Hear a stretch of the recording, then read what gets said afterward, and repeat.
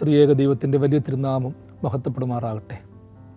അനുഗ്രഹിക്കപ്പെട്ട വാത്സല്യ സഹോദരങ്ങളെ, സങ്കീർത്തന പഠന പരമ്പരയുടെ പുതിയൊരു എപ്പിസോഡിലേക്ക് ഏവരെയും ഹൃദ്യമായി സ്വാഗതം ചെയ്യുന്നു.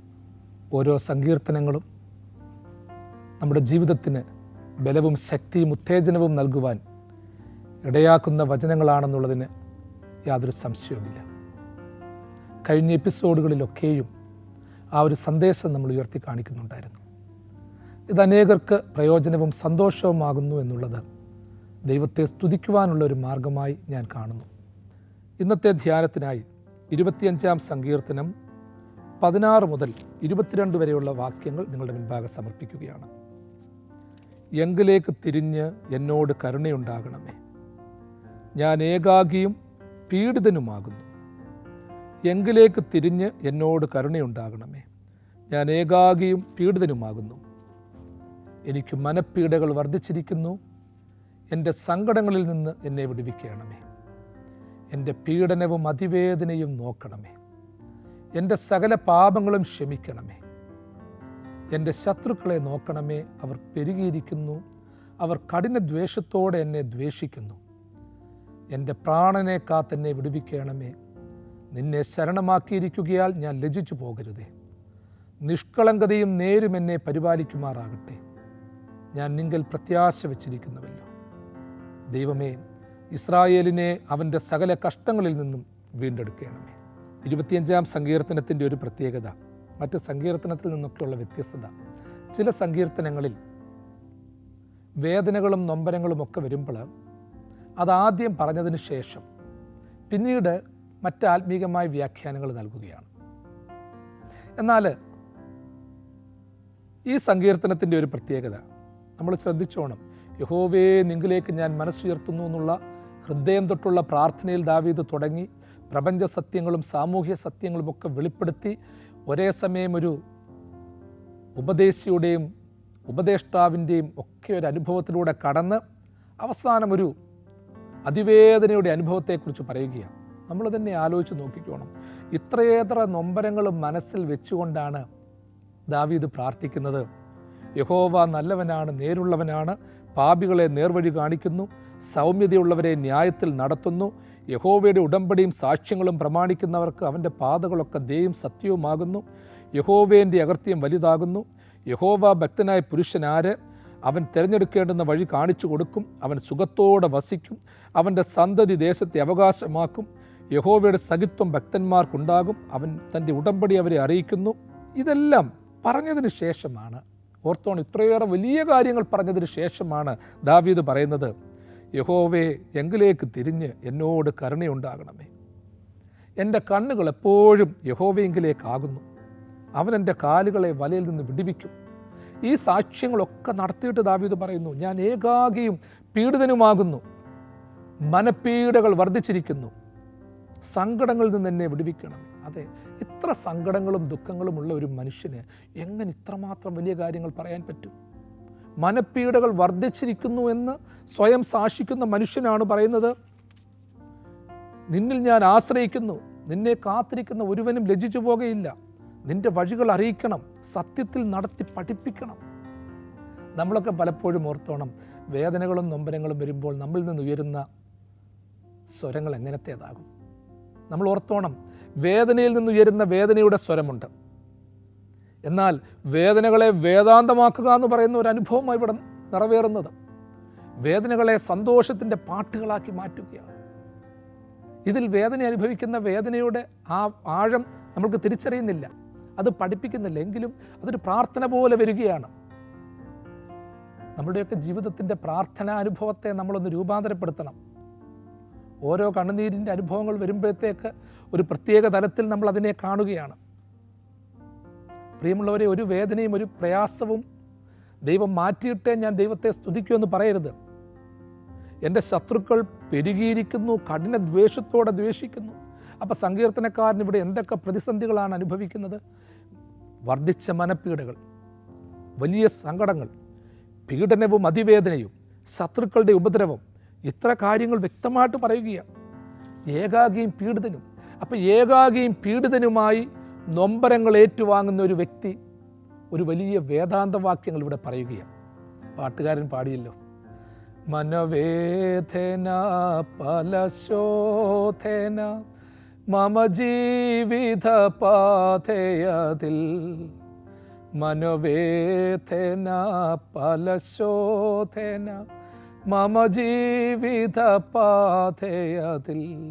അത് വരുമ്പോഴും ദൈവകൃപയിൽ ഞാൻ ആശ്രയിച്ച് അവൻ വഴികളെ ഞാൻ അറിഞ്ഞ് അനുഗമിച്ചിടും അവനുടെ ചുവടുകളെ, അനുഗമിച്ചിടും അവനുടെ ചുവടുകളെ.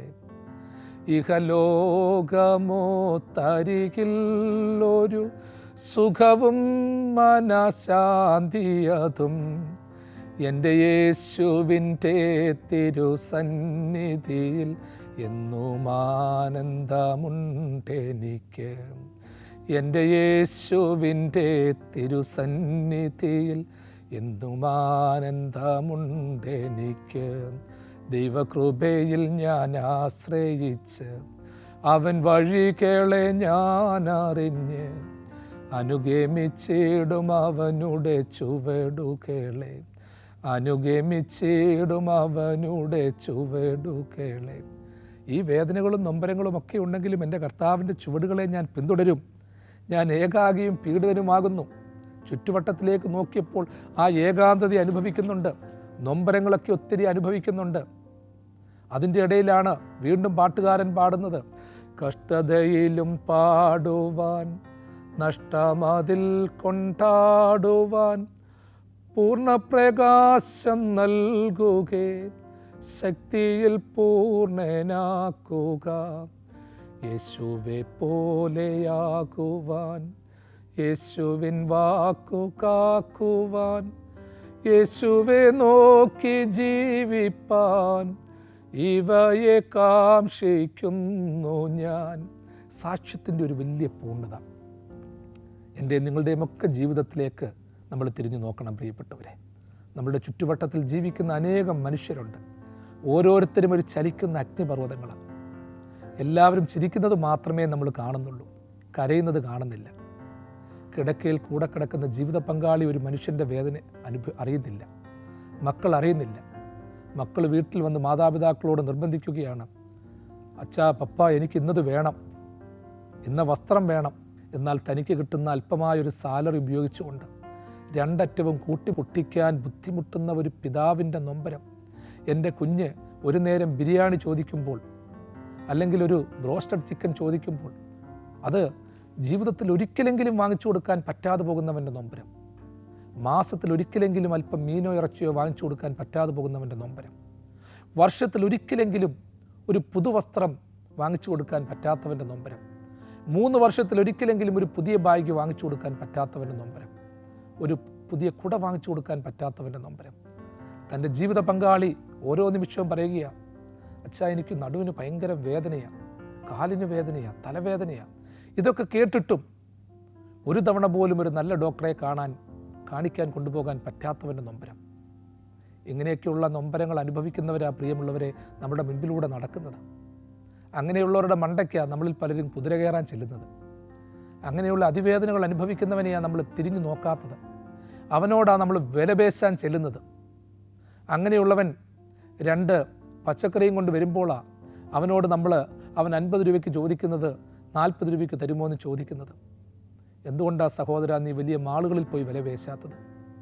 എന്തുകൊണ്ടാണ് വലിയ 5 സ്റ്റാർ ഹോട്ടലുകളിൽ പോയി വിലപേശാത്തത്? അത് വലിയ സമ്പന്നന്മാരുടെ അല്ലേ? അവന് നിനക്ക് 50 രൂപ കുറച്ച് തന്നാൽ കുഴപ്പമില്ല. പക്ഷേ ഈ പാവം പിടിച്ചവൻ നിനക്ക് 10 രൂപ കുറച്ച് തന്നാൽ അവനാകെ വിറ്റ് കിട്ടുന്നത് ചിലപ്പോൾ 500 രൂപയുടെ സാധനം പോലും കാണത്തില്ല. 25 രൂപയുടെ കുരുമുളകും 30 രൂപയുടെ കാന്താരിയും 50 രൂപയുടെ വഴുതനയും വിറ്റിട്ട് ജീവിക്കുവാൻ വരുന്നവൻ്റെ മുൻപാകെ നമ്മൾ വിലപേശുക, ധാർമ്മികത പറയാൻ ചെല്ലുകയാണ്. സ്വയമായിട്ട് പുച്ഛം തോന്നിയിട്ടുണ്ട് പ്രിയമുള്ളവരെ. നമ്മളൊക്കെ വലിയ ധാർമ്മികത പറയുകയാണ്. വലിയ വാഹനങ്ങളിൽ വന്ന്, വലിയ സുഖസൗകര്യങ്ങളോട് വന്ന് ദൈവത്തിൻ്റെ സുവിശേഷം പറയുന്ന അനേകരുണ്ട്. അങ്ങനെയുള്ളവർ വയ്യാത്ത കാലുമായി, ഞൊണ്ടിക്കാലുമായി കടന്നു വരുന്നവനോട് അല്പം താമസിച്ചതിന് ശാസിക്കാൻ ചെല്ലുകയാണ്. അവൻ്റെ വൃത്തിയെ അപഹസിക്കുകയാണ്, അവൻ്റെ ജീവിത നിലവാരത്തെ വേദനിപ്പിക്കുകയാണ്. പ്രാർത്ഥിക്കാൻ അറിയാത്തവനും പ്രാർത്ഥനാ പുസ്തകങ്ങളില്ലാത്തവൻ്റെ മുൻപാകെ നീ യാമപ്രാർത്ഥനകൾ നടത്താത്തത് എന്തുകൊണ്ടെന്ന് പറഞ്ഞ് വിമർശിക്കുകയാണ്. പ്രാർത്ഥന നടത്തണം, നടത്താതിരിക്കുന്നത് ശരിയല്ല, അതിന് തിരുത്തലുകൾ കൊടുക്കണം എന്നും വെച്ചുകൊണ്ട് അവൻ്റെ മനോനിലവാരത്തെ നിന്ദിക്കുകയാണ്. ഞാൻ പറഞ്ഞല്ലോ, ഓരോരുത്തരും ഒരു വലിയ അഗ്നിസ്ഫുലിംഗത്തിൻ്റെ ഇടയിലാണ്.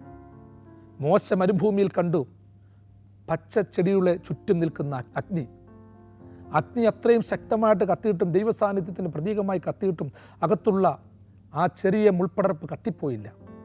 മോശയ്ക്കുള്ള ഒരു അടയാളമായിരുന്നു. മോശയെ, നീ മുൻപോട്ട് വയ്ക്കോ, നീ ഒരു മുൾപ്പടർപ്പ, വെറും ഒരു മുൾപ്പടർപ്പേ ഉള്ളൂ, നിനക്ക് ചുറ്റും ഒരു വലിയ അഗ്നിയുണ്ട്, ഫറവോൻ്റെ അഗ്നി, മിസ്രൈമ്യരുടെ അഗ്നി, നിന്റെ നാട്ടുകാരുടെയും കൂട്ടുകാരുടെയും എതിർപ്പുകൾ, പക്ഷേ നീ കത്തിപ്പോകത്തില്ല, നീ നിലനിൽക്കും, നീ പിടിച്ചു നിൽക്കും. നമ്മുടെയൊക്കെ ജീവിതത്തിൽ യഥാർത്ഥത്തിൽ സംഭവിക്കുന്നത് അതാണ് പ്രിയമുള്ളവരെ. ഒന്നുമില്ലെങ്കിലും നമ്മളൊക്കെ നിലനിന്ന് പോകുന്നില്ലേ? ആരുടെ മുൻപിൽ കൈനീട്ടാൻ പോകാതെ ജീവിക്കുന്നില്ലേ? ഇത്രയൊക്കെ ജീവിച്ചു, നാളെ എങ്ങനെയായി തീരുമെന്നൊന്നും നമുക്ക് അറിഞ്ഞുകൂടാ. അവിടെ ഓർത്തോണം, കർത്താവേ, എൻ്റെ സങ്കടങ്ങളിൽ നിന്ന് എന്നെ വിടുവിക്കണം, മനപ്പീഡകൾ വർദ്ധിച്ചിരിക്കുകയാണ്, പീഡനയും അതിവേദനയും നോക്കണം. അതിൻ്റെ ഇടയ്ക്ക് പറയുന്നു, അതുകൊണ്ട് നിർത്തുന്നില്ല, എൻ്റെ പാപങ്ങളൊക്കെ ക്ഷമിക്കണം. പേടിയാണ് ഭക്തന്. ഞാൻ ഒത്തിരി പാപവും ചെയ്തിട്ടുണ്ട്, ഒത്തിരി കുറവുകൾ വന്നു പോയിട്ടുണ്ട്. ഈ കുറവുകളുടെയൊക്കെ ഇടയിലാണ് ഞാൻ പോകുന്നത്. പാട്ടുകാരൻ പാടി, ലോകമാം ഗംഭീരവാരിധിയിൽ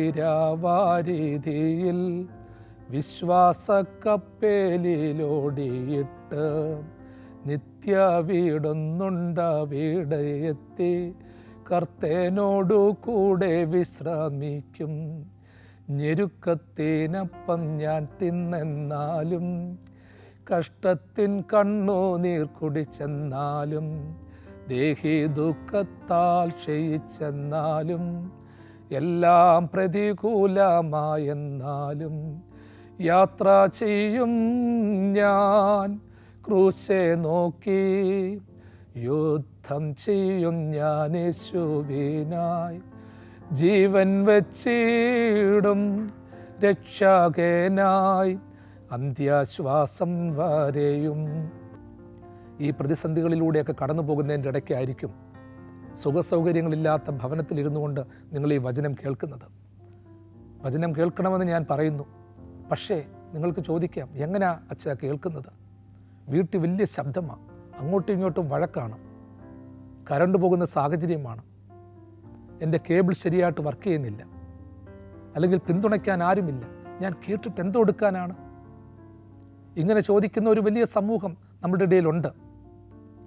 മനസ്സ് തകർന്ന് ഇങ്ങനെയുള്ള കാര്യങ്ങളൊന്നും കേൾക്കാതിരിക്കുന്നവർ ഒത്തിരി പേരുണ്ട്. ദൈവം അടിച്ചു, അതിവേദനിപ്പിച്ചു എന്ന് പറഞ്ഞ് യഥാർത്ഥത്തിൽ പിടിച്ചു നിൽക്കാനാവാതെ തളർന്നു പോയവരുണ്ട്. നല്ല കാര്യങ്ങൾ മാത്രം ചെയ്തിട്ടും തകർന്നു പോയവരുണ്ട്. അവരോടൊക്കെ ഞാൻ സുവിശേഷം പറയുമ്പോൾ മനസ്സിന് ഒത്തിരി നൊമ്പരമുണ്ട്. പ്രിയമുള്ളവരെ, പിടിച്ചു നിൽക്കണം. എൻ്റെ സഹോദരങ്ങളെ, തളർന്നു പോകണം. ഇപ്പോഴും മനുഷ്യൻ പേടിച്ചുകൊണ്ടിരിക്കുകയാണ്. വീട്ടിൽ നിന്ന് ജോലിക്കും മറ്റും പോയിട്ട് തിരിച്ചു വരാതിരിക്കുന്ന ഒത്തിരി പേരുണ്ട്. ജീവനോടുണ്ടോ മരിച്ചുപോയോ എന്നറിയാതെ അന്വേഷിക്കുന്ന ഒരുപാട് പേരുണ്ട്. അപ്പോൾ ഇത്തരക്കാരുടെ ഇടയിലാണ് നമ്മൾ ജീവിക്കുന്നത്. അപ്പോൾ ഇത്തരക്കാരുടെ ഇടയിൽ ജീവിക്കുമ്പോൾ പ്രിയമുള്ളവരെ, ഇതിന് തുല്യമായ നൊമ്പരങ്ങളൊക്കെ അനുഭവിക്കുമ്പോൾ വലിയ പലിശ കൊടുത്ത് മുടിയുന്നവരുണ്ട്. നോക്കാനും കാണാനും ഇല്ലാതെ തളർന്നു കിടക്കുന്നവരുണ്ട്. ഒരു നേരം ഭക്ഷണം കൊണ്ട് കൊടുക്കാനില്ലാത്തവരുണ്ട്. ഇവരുടെ ഇടയിൽ ജീവിക്കുമ്പോൾ ഓർത്തോണം, ദാവീദ് പാടിയതുപോലെ, എൻ്റെ പീഡനവും അതിവേദനയും നോക്കണം, എൻ്റെ പാപങ്ങളൊക്കെ ക്ഷമിക്കണം. ഒരു നിസ്സാരനെ പോലെ പറയുകയാണ്. ഞാൻ പറഞ്ഞല്ലോ, ഇത്രയേറെ വേദനകളൊക്കെ ഉള്ള ദാവീദാണ് ആദ്യത്തെ ആ 25-ാം സങ്കീർത്തനം 1 തൊട്ട് തുടങ്ങി വന്നപ്പോൾ ലോകസത്യങ്ങളും ശാസ്ത്രങ്ങളും ഒക്കെ പറയുന്നത്. ചില അതിവേദനയുടെ ചില പാട്ടുകളൊക്കെ ഉണ്ട്. ഈ പാട്ടുകളൊക്കെ ഉടലെടുത്തേക്കുന്നത് ഇങ്ങനെയാണ് പ്രിയമുള്ളവരെ. സാധു കൊച്ചുകുഞ്ഞുപദേശിയുടെ മകൻ മരണപ്പെട്ട് കിടന്നപ്പോഴാണ് സാധു കൊച്ചുകുഞ്ഞുപദേശി പാടിയത്, ദോഷമായിട്ടൊന്നും എന്നോട് എൻ്റെ താതൻ ചെയ്യുകയില്ല, ദോഷമായിട്ടൊന്നും എന്നോട് താതൻ ചെയ്യുകയില്ല, എന്നെ അവൻ അടിച്ചാലും അവൻ എന്നെ സ്നേഹിക്കുന്നു. ദൈവദാസനായ MV ചെറിയാച്ചൻ തമിഴ്നാടിൻ്റെ അതിർത്തി പ്രദേശങ്ങൾ ദൂരെയുള്ള പ്രദേശത്തിൽ കർത്താവിൻ്റെ സുവിശേഷം പറഞ്ഞുകൊണ്ട് പോയപ്പോഴാണ് അദ്ദേഹത്തിൻ്റെ ഭാര്യ പ്രസവ വേദനയോടുകൂടി ആശുപത്രിയിൽ ആയത്. ആ സമയത്ത് നോക്കുവാൻ തക്കവണ്ണം, കരുതാൻ തക്കവണ്ണം അദ്ദേഹത്തിന് ഓടിച്ചെല്ലാൻ പറ്റുന്നില്ല.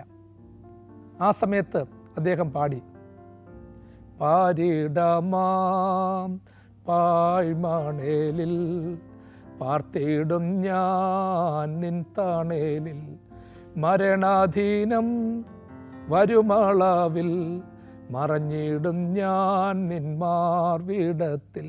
വീണ്ടും പാടി, തന്നോയിരേ പാപികൾക്കായി തന്നവേനാം നീയും തള്ളിടുമോ ഏഴ എന്നെ, തീരുമോ നിൻ സ്നേഹമെന്നിൽ, തള്ളിടുമോ ഏഴ എന്നെ, തീരുമോ നിൻ സ്നേഹമെന്നിൽ. വീണ്ടും പറയുകയാണ്, കർത്താവേ ശത്രുക്കൾ പെരുകിയിരിക്കുന്നു. ഞാൻ വീണ്ടും ചുരുക്കത്തിൽ പറയട്ടെ, ശത്രുക്കളുടെ കാഠിന്യം, പീഡനയുടെയും അതിവേദനയുടെയും സാന്നിധ്യം, പാപത്തെക്കുറിച്ചുള്ള വേദനകൾ, വർദ്ധിച്ച മനപ്പീഡകളും സങ്കടങ്ങളും, ഏകാകിയും അരിഷ്ടനുമാണെന്നുള്ള സാക്ഷ്യം, ഇതെല്ലാം ദൈവത്തിൻ്റെ കരുണയുടെ മുൻപാകെ നടത്തുകയാണ്. ഇതൊക്കെ ലോകത്തോട് പറഞ്ഞിട്ട് എന്താ കാര്യം? ഞാൻ ഏകാകിയും അരിഷ്ടനുമാകുന്നു എന്ന് ആരോടെങ്കിലും പറഞ്ഞിട്ട് എന്താ കാര്യം? വീണ്ടും ദാവീദ് പാടുന്ന പ്രാർത്ഥന ഓർത്തോണം. അവസാനിപ്പിക്കുകയാണ് ആ ഭാഗം. ദൈവമേ, എൻ്റെ പ്രാണനെ കാത്തെന്നെ വിടുവിക്കണമേ. നിന്നെ ശരണമാക്കിയിരിക്കുകയാൽ ഞാൻ ലജ്ജിച്ചു പോകരുതേ. അതേ പ്രിയമുള്ളവരെ, ഇതിൻ്റെയൊക്കെ നടുവിൽ നിന്ന് എൻ്റെ പ്രാണനെ നീ കാക്കണം. അതായത് എൻ്റെ ആത്മശക്തി നഷ്ടപ്പെട്ടു പോകല്ല, എൻ്റെ ശരീരത്തിന് രോഗമോ ക്ലേശമോ വരല്ലെന്നല്ല, എൻ്റെ പ്രാണനെ നീ കാത്തുരക്ഷിക്കണം. എൻ്റെ ആത്മബലം, എൻ്റെ ആത്മശക്തി, എൻ്റെ ആന്തരിക മനുഷ്യൻ, ഇതിലൊന്നും തളർന്നു പോകരുത്. നിന്നെ സ്നേഹിക്കും ഇതൊക്കെ പ്രേരിപ്പിക്കണം. കാരണം ഞാൻ നിന്നെ ശരണമാക്കിയിട്ടുണ്ട്, എനിക്ക് നിന്നിൽ ഒരുപാട് വിശ്വാസമുണ്ട്. ദൈവമേ, മനപ്പീഡകളും പ്രയാസങ്ങളും ഒക്കെ ഉണ്ടെങ്കിലും ഞാൻ നിന്നെ ശരണമാക്കിയിട്ടുണ്ട്. അതുകൊണ്ട് ഞാൻ ലജ്ജിച്ചു പോകരുത്. മറ്റുകൊണ്ടൊന്നുമല്ല, മറ്റു കാരണങ്ങൾ കൊണ്ടൊന്നുമല്ല, ആരെങ്കിലും ഉണ്ടെങ്കിലുമോ അല്ലെങ്കിൽ എന്തെങ്കിലും ഉണ്ടെന്നുള്ളതല്ല. ഞാൻ നിന്നെ ശരണമാക്കിയിരിക്കുകയാണ്, അതുകൊണ്ട് ഞാൻ ലജ്ജിച്ചു പോകരുത്. എൻ്റെ പ്രിയപ്പെട്ടവരെ, നമുക്ക് പിന്തുടരാവുന്ന ഒരു ജീവിതശൈലി അത് കേട്ടോ. ഈ സംഗതികളും പ്രതിസന്ധികളും ഒക്കെ വരുമ്പോഴും നമ്മൾ പ്രത്യേകിച്ച് പ്രാർത്ഥിക്കേണ്ടത് ഇതാണ്. എത്ര വേദനകൾ വന്നാലും, കർത്താവേ, എൻ്റെ പ്രാണനെ കാത്തെന്നെ വിടുവിക്കണം, എൻ്റെ ആത്മാവിനെ രക്ഷപ്പെടുത്തണം. ഒരു മനുഷ്യൻ സർവ്വലോകവും നേടിയാലും അവൻ്റെ ആത്മാവിനെ നഷ്ടപ്പെടുത്തിയാൽ എന്ത് പ്രയോജനം?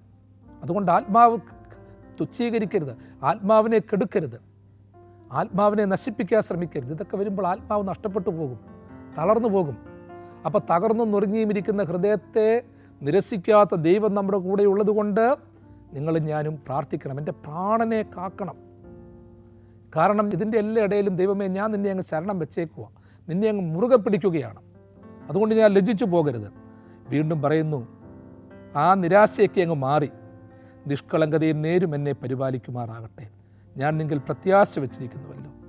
നിന്നെ ശരണമാക്കുകയാൽ ഞാൻ ലജ്ജിച്ചു പോകരുതേ എന്ന് പറഞ്ഞവൻ നിങ്ങൾ പ്രത്യാശ വെച്ചിരിക്കുന്നുവെന്ന് വീണ്ടും സാക്ഷിക്കുകയാണ്. എന്നിട്ട് പറയുന്നു, നിഷ്കളങ്കതയും നേരും എന്നെ പരിപാലിക്കുമാറാകട്ടെ.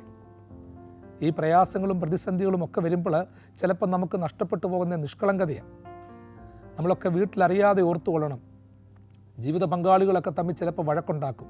കാരണം ഭർത്താവ് നല്ല ടെൻഷനോടുകൂടി ഓടി വരികയാണ്, പ്രതിസന്ധിയോട് ഓടി വരികയാണ്. അപ്പോഴേ ആ പരാതികളും പരിഭവങ്ങളും ഒക്കെ പറയുന്നത് പൊട്ടിത്തെറിക്കുകയാണ്, തെറ്റിദ്ധരിക്കുകയാണ്. എനിക്കിത് വരാൻ കാരണം നിൻ്റെ സ്വഭാവദൂഷ്യമാണെന്ന് പലരും പറയുന്നു. എനിക്കിങ്ങനെ സംഭവിക്കാൻ കാരണം, നിനക്ക് അസുഖം വരാൻ കാരണം നിൻ്റെ കുഴപ്പമുള്ള ജീവിതമാണെന്ന് പറയുകയാണ്. ഇങ്ങനെയൊന്നും നമ്മൾ ആരെയും വിലയിരുത്തരുത്. പ്രിയമുള്ളവരെ, നമ്മുടെയൊക്കെ മുൻപിൽ വീഴ്ചകളും താഴ്ചകളും ഒക്കെ സംഭവിച്ചവർ കാണാം. അവർ നിഷ്കളങ്കതയില്ലാഞ്ഞിട്ടോ നേരില്ലാഞ്ഞിട്ടോ അല്ല. കർത്താവ് ക്രൂശിക്കപ്പെട്ടതും വിശുദ്ധന്മാർ രക്തസാക്ഷികളായതുമൊക്കെ അതിൻ്റെ തെളിവാണ്. നിഷ്കളങ്കതയും നേരും എന്നെ പരിപാലിക്കുമാറാകട്ടെ. ഇതിൻ്റെയൊക്കെ ഇടയിൽ നമുക്ക് നഷ്ടപ്പെട്ടു പോകാവുന്ന ചില അനുഭവങ്ങളെക്കുറിച്ച് ദാവീദ് പറയുന്നത്. മനപ്പീഡകൾ വർദ്ധിക്കുമ്പോഴും സങ്കടങ്ങൾ വരുമ്പോഴും നമുക്ക് നഷ്ടപ്പെട്ടു പോകുന്ന ചില കാര്യങ്ങളുണ്ട്. അതിലൊന്നാണ് നിഷ്കളങ്കത, നേര്, പ്രാണനെ നഷ്ടമാക്കൽ. അപ്പം പ്രാണനെ നഷ്ടമാക്കി കളയരുത്, പ്രാണനെ നീ കാത്തുകൊള്ളണം. നിഷ്കളങ്കത എന്നിൽ നഷ്ടപ്പെട്ടു പോകല്ലേ, നേര് നഷ്ടപ്പെട്ടു പോകല്ലേ. പലപ്പോഴും പല മനുഷ്യരെ കൊണ്ടും തെറ്റുകൾ ചെയ്യിപ്പിക്കുന്നത് എന്താണെന്നറിയാമോ? അവൻ്റെ നിലനിൽപ്പിന് വേണ്ടിയുള്ള ഓട്ടമാണ്. അപ്പം നേരെന്ന് പറയുന്നത് നേരും നെറിയും നഷ്ടപ്പെട്ടു പോകും. നേരും നിറയും പലപ്പോഴും നഷ്ടപ്പെട്ടു പോകുന്നത് നന്മ ചെയ്തിട്ട് തിന്മ വരുമ്പോൾ നേരും നിറയും നഷ്ടപ്പെട്ടു പോകാൻ തോന്നും. അതോടൊപ്പം തന്നെ ചില കാര്യങ്ങൾ അമിതമായിട്ട് ആഗ്രഹിക്കുമ്പോൾ നേരും നിറയും നഷ്ടപ്പെട്ടു പോകാൻ തുടങ്ങും. ദൈവത്തിൽ നിന്ന് അകലുമ്പോൾ നേരും നിറയും നഷ്ടപ്പെടും. പ്രാർത്ഥന കുറയുമ്പോൾ നേരും നിറയും നഷ്ടപ്പെടും. സഹോദര സ്നേഹം കുറയുമ്പോൾ സ്വാർത്ഥനായ നേരും നിറയും നഷ്ടപ്പെടുത്തും. ഓരോ നിമിഷവും ദൈവസന്നിധിയിൽ നമ്മൾ കരഞ്ഞു പ്രാർത്ഥിക്കണം. ദൈവമേ, നിഷ്കളങ്കതയും നേരും എന്നെ പരിപാലിക്കുമാറാകട്ടെ. പഴയ നിയമത്തിൽ ഊറീമും തുമ്മീമും ധരിച്ച പുരോഹിതന്മാരുണ്ടായിരുന്നു. അവരുടെ പുരോഹിത വസ്ത്രത്തിൻ്റെ ഭാഗമായിരുന്നു സത്യവും വെളിച്ചവുമാകുന്ന ആ ഊറീമും തുമ്മീമും. ഒരു സാക്ഷ്യത്തിനു വേണ്ടി പുരോഹിതന്മാർ ധരിച്ചിരുന്നു, മാർച്ചട്ട കെട്ടിയിരുന്നു. അതേ പ്രിയമുള്ളവരെ, ഈ സമൂഹത്തിനു വേണ്ടി ഊറീമും തുമ്മീമും ധരിക്കേണ്ടവരും സത്യവും വെളിച്ചവും ഉയർത്തി കാണിക്കേണ്ടവരുമാണ് നിങ്ങളും ഞാനുമൊക്കെ. നിഷ്കളങ്കതയും നേരും എന്നും അവസാനം വരെ നമ്മുടെ ജീവിതത്തിൽ ഉണ്ടാകണം. കാരണം കളങ്കം വന്നു കഴിഞ്ഞാൽ, കളങ്കത്തിലേക്ക് വീണു പോയാൽ എഴുന്നേൽക്കാൻ വലിയ ബുദ്ധിമുട്ടാണ്. ഇനി ഏതെങ്കിലും സാഹചര്യത്തിൽ നിഷ്കളങ്കത നഷ്ടപ്പെട്ടു പോയിട്ടുണ്ട്, നമ്മൾ തന്നെ പലപ്പോഴും നമ്മളോട് തന്നെ പറയണം, കർത്താവേ, ഞാൻ പണ്ട് ഒത്തിരി പ്രാർത്ഥിക്കുന്നവനായിരുന്നു, ഒത്തിരി നന്മകൾ ചെയ്യുന്നവനായിരുന്നു, മദ്യം കൈകൊണ്ട് തൊടത്തില്ലായിരുന്നു, മയക്കുമരുന്നിൻ്റെ പിന്നാലെ പോകത്തില്ലായിരുന്നു, ആസക്തികളിൽ നിന്നൊക്കെ ഒഴിഞ്ഞിരുന്നു. ഇന്ന് ഈ ജീവിതചര്യകളൊക്കെ എന്നിലും നിങ്ങളിലും ഉണ്ടോ എന്ന് ചിന്തിക്കണം. നമ്മൾ എത്രമാത്രം നിഷ്കളങ്കരാണെന്നും ചിന്തിക്കണം. എന്നെക്കുറിച്ചും നിങ്ങളെക്കുറിച്ചും നമ്മൾ നിഷ്കളങ്കരാണെന്ന് പറയേണ്ടത് മറ്റുള്ളവരല്ല, നമ്മൾ തന്നെ പറയണം. ഇന്ന് ലോകം ഒരുപക്ഷെ നമ്മളെ ചില കാര്യത്തിൽ നിഷ്കളങ്കരാന്ന് പറയും. പക്ഷേ ദൈവം നമ്മളെ നിഷ്കളങ്കരാന്ന് പറയുന്നത് എത്രമാത്രമുണ്ടെന്ന് ചിന്തിച്ചോണം. ലോകം നമ്മളെ മോശക്കാരാണെന്ന് പറയും. പക്ഷേ അതിൻ്റെ ഇടയിലും ദൈവം നമ്മളുടെ നിഷ്കളങ്കത കാണുന്നുണ്ടാകും. നമുക്ക് നേരില്ലെന്ന് ചിലരൊക്കെ പറയും, കള്ളന്മാരാണെന്ന് ചിലരൊക്കെ പറയും. പക്ഷേ നമ്മിലുള്ള നേരുയർത്തി കാണിക്കുന്ന ഒരു ദൈവമുണ്ട്. ചില നേരും നിഷ്കളങ്കതയും ഒക്കെ കാലാന്തരത്തിലെ വെളിപ്പെട്ട് വരത്തുള്ളൂ. പ്രിയമുള്ളവരെ, മണ്ണിൽ മറഞ്ഞു കിടക്കുന്ന നിധി പോലെ ചിലരിലെ നന്മയും നിഷ്കളങ്കതയും ഒക്കെ ഇങ്ങനെ മറഞ്ഞു കിടപ്പുണ്ട്. അതിൻ്റെ മുൻപിൽ ലോകം കൊണ്ടിട്ട കുറേ മണ്ണുകളൊക്കെ ഉണ്ട്, വലിയ പാറക്കൂട്ടങ്ങളൊക്കെ ഉണ്ട്. അതിങ്ങനെ പതുക്കെ പതുക്കെ മാറും. ചിലതൊക്കെ ഇനി ആരും മാറ്റിയില്ലെങ്കിലും കാലം കഴിയുന്തോറും വെള്ളവും മറ്റും വന്ന് കുറേ മണ്ണുകളൊക്കെ പോകും. ചിലപ്പോൾ ആ നമ്മളിലുള്ള മൂല്യം, ആ സത്യം ആകുന്ന നമ്മുടെ ജീവിതാനുഭവത്തെ താങ്ങിയെടുത്തുകൊണ്ട് പോകും. നമ്മളെ അംഗീകരിക്കുന്ന ഒരു സമൂഹത്തിൽ കൊണ്ടെത്തിക്കും. ചിലതൊക്കെ ഒഴുകിപ്പോകുന്നത് പോലെ ചിലർക്കൊക്കെ നമ്മളെ കൊണ്ട് കരയ്ക്കടുപ്പിക്കും. ആ കരയ്ക്കടുപ്പിക്കുമ്പോൾ ലഭ്യമാകുന്ന ചില വെളിച്ചമൊക്കെ ഉണ്ട്. ദൈവമേ, ഇസ്രായേലിനെ അവൻ്റെ സകല കഷ്ടങ്ങളിൽ നിന്നും വീണ്ടെടുക്കണമേ. ഒരു ഭക്തൻ്റെ വലിയ പ്രാർത്ഥനയുടെ അനുഭവം ഇതാ. എന്നിട്ട് അവസാനം സ്വന്തമായി വേദനകളും പീഡകളും ഒക്കെ ഉണ്ടെങ്കിലും ആ പ്രാർത്ഥനകളൊക്കെ വേറൊരു തലത്തിലേക്ക് മാറുകയാണ്. ഇസ്രായേലിനെ അവൻ്റെ സകല കഷ്ടങ്ങളിൽ നിന്നും വീണ്ടെടുക്കണമേ. എൻ്റെ പ്രിയപ്പെട്ടവനെ, പ്രിയപ്പെട്ടവളെ, നമുക്ക് നമ്മുടെ മാതാപിതാക്കൾക്കും ജീവിത പങ്കാളിക്കും മക്കൾക്കും വേണ്ടി പ്രാർത്ഥിക്കാം. രോഗസൗഖ്യത്തിന് വേണ്ടി പ്രാർത്ഥിക്കാം.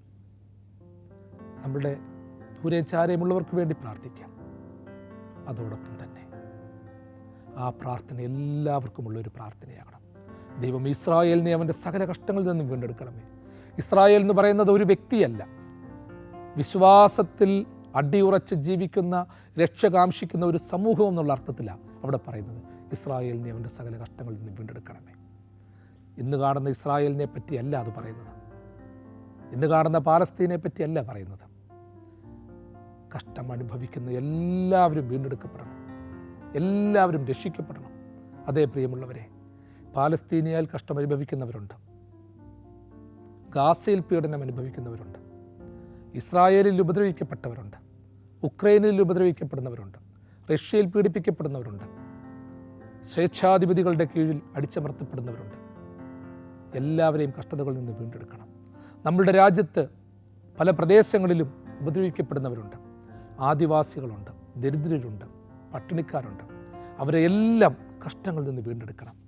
അതേ, ഒന്ന് ആലോചിച്ച് നോക്കിക്കോ. ഒരു പ്രാർത്ഥനയുടെ സ്ട്രക്ചർ പോയ ആ ഘടന പോയ ഒരു രീതിയെ നിങ്ങളിലേക്ക് ഞാൻ മനസ്സുയർത്തുന്നു എന്ന് പറഞ്ഞു തുടങ്ങിയ ദാവീദ്, അവൻ്റെ വ്യക്തിപരമായ ആ പ്രാർത്ഥനകൾ, പ്രപഞ്ച സത്യങ്ങളൊക്കെ വിളിച്ചു പറയുന്നു.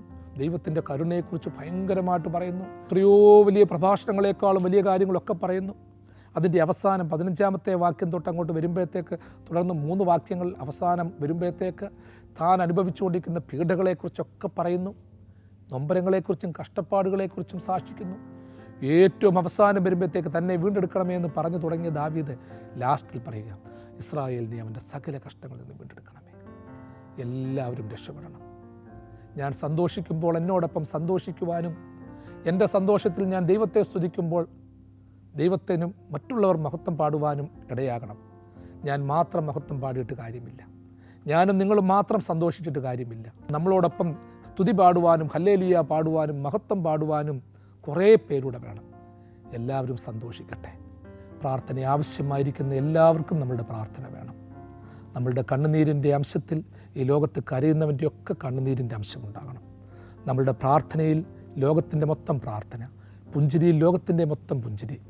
തീർച്ചയായിട്ടും ഈ 25-ാം സങ്കീർത്തനത്തിൻ്റെ മൊത്തത്തിലുള്ള പഠനം നമ്മളെ ആ നന്മയിലേക്കും ആ വിശുദ്ധിയിലേക്കും നയിക്കട്ടെ, സ്നേഹത്തിലേക്കും കരുതലിലേക്കും നയിക്കട്ടെ. ദൈവകരുണയിൽ സങ്കേതപ്പെട്ട് നമുക്ക് മുൻപോട്ട് പോകാം.